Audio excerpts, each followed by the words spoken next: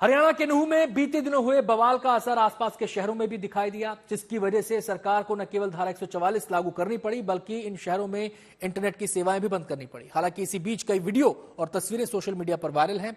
ऐसी ही एक तस्वीरों का कोलाज सोशल मीडिया पर वायरल हो रहा है, जिसे नूंह हिंसा से जोड़कर वायरल किया जा रहा है। सच्चाई कितनी है, देखिए इस रिपोर्ट में।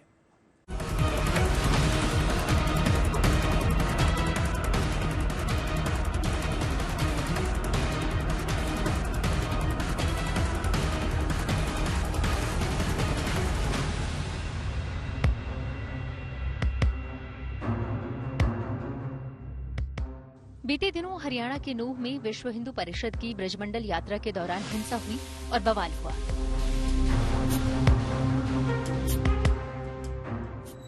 इसके बाद नूंह में 2 अगस्त तक कर्फ्यू लगा दिया गया। इसके जद में गुरुग्राम के कुछ हिस्से भी आए, जिसके बाद 8 जिलों में धारा 144 लागू करनी पड़ी। कई जिलों के स्कूलों में भी छुट्टी करनी पड़ी। इसी बीच सोशल मीडिया पर एक पोस्ट वायरल हो रही है, जिसमें अलग अलग हिंसक घटनाओं की कुछ तस्वीरें हैं, जिन्हें नूंह हिंसा का बताया जा रहा है। इसमें 4 तस्वीरें हैं, जिन्हें एक साथ कोलाज की तरह पेश किया गया है। सोशल मीडिया प्लेटफॉर्म ट्विटर पर एक यूजर ने इसे शेयर करते हुए अपने विचार भी इसके साथ लिखे हैं। जो भी पोस्ट शेयर किए गए उसमें उकसाने वाली बातें कही जा रही हैं, इसलिए उसकी संवेदनशीलता को समझना जरूरी है। Fact check team, good news today. Nuh में हिंसा भड़की और उसकी आग देखते ही देखते हरियाणा के अलग अलग शहरों में फैल गई। हालात को काबू करने के लिए भारी संख्या में पुलिस बल, सुरक्षा बलों को तैनात करना पड़ा। अब हालात सामान्य हैं, लेकिन तस्वीरों का सिलसिला नहीं थमा है। सोशल मीडिया पर तमाम तरह की तस्वीरें वायरल हैं, जिनको नूंह हिंसा से जोड़कर दिखाया जा रहा है। तस्वीरों का ऐसा ही एक कोलाज हमारे सामने भी आया। ये तो कोलाज इस समय सोशल मीडिया पर वायरल है और इस कोलाज के जरिए कहा जा रहा है कि ये तस्वीरें जो हैं ये नूंह हिंसा से जुड़ी हुई हैं। लेकिन नूंह हिंसा को पूरे मीडिया ने कवर किया था और तमाम तरह की तस्वीरें हमने दिखाई थी और कोशिश ये थी कि हर पहलू को छुआ जाए, लेकिन उस दौरान ऐसी तस्वीरें हमारे सामने नहीं आई थी। जो बिल्डिंग्स, जो सराउंडिंग्स इन तस्वीरों में दिखाई दे रही हैं, वो भी नूंह से मैच नहीं कर रही थी। लिहाजा हमारे मन में शक हुआ और हमने शक के आधार पर पड़ताल करने की ठानी। सवाल यह था, क्या इन तस्वीरों का नूंह हिंसा से कोई संबंध है? वाकई कोई संबंध है, जैसा कि दावा किया जा रहा है।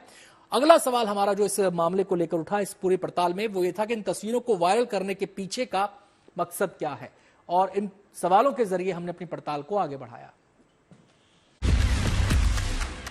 अपनी पड़ताल के लिए हमने इन 4 तस्वीरों के बारे में अलग अलग पड़ताल करने का फैसला किया। अपनी पड़ताल के लिए हमने सबसे पहली तस्वीर को Google reverse image search tool में डाला। इस दौरान हमें एक वेबसाइट का लिंक हाथ लगा, जहां एक रिपोर्ट इस तस्वीर के साथ छपी मिली। हालांकि ये 10 सितंबर 2017 को पब्लिश हुई है। इस रिपोर्ट में बताया गया है कि डेरा सच्चा सिरसा के सदस्य गोविंद इंसान की गिरफ्तारी की गई, जिस पर बाबा राम रहीम की गिरफ्तारी के बाद पंचकुला में हिंसा भड़काने का आरोप है। अब हमने अपनी पड़ताल को आगे बढ़ाया और दूसरी तस्वीर के बारे में जानकारी खंगालनी शुरू की। इस दौरान हमें एक न्यूज वेबसाइट का लिंक मिला, जहां दूसरी तस्वीर के साथ एक खबर 20 फरवरी 2013 को अपलोड की गई है। यहाँ छपी रिपोर्ट के मुताबिक 11 प्रमुख ट्रेड यूनियन के बुलाए भारत बंद के दौरान अंबाला और नोएडा में हिंसा हुई, जहां ग्रेटर नोएडा में कारों को निशाना बनाकर आगजनी हुई थी। 2 तस्वीरों के बाद बारी तीसरी तस्वीर की थी। इसे भी Google reverse image search tool की मदद से खंगाला तो अंग्रेजी अखबार की वेबसाइट का लिंक मिला, जहां एक रिपोर्ट 25 दिसंबर 2019 को पब्लिश की गई थी। रिपोर्ट में बताया गया है कि नागरिकता कानून के विरोध में कानपुर में पुलिस और प्रदर्शनकारी आमने सामने आ गए थे। इसी तरह चौथी तस्वीर को गूगल लेंस से देखने पर हमें ये एक न्यूज चैनल की वेबसाइट पर यह तस्वीर मिली, जहां साफ तौर पर बताया गया है कि नागरिकता कानून के विरोध में कानपुर में हुए प्रदर्शन की फाइल तस्वीर। हमारी पड़ताल में ये साफ हो गया कि इन 4 तस्वीरों का नूंह में हुई हिंसा से कोई ताल्लुक नहीं है। न ही ये तस्वीरें हाल फिलहाल की हैं, ये सभी तस्वीरें पुरानी हैं। लिहाजा वायरल पोस्ट में तस्वीरों के हवाले से किया जा रहा दावा पूरी तरह गलत है। Fact check team, good news today.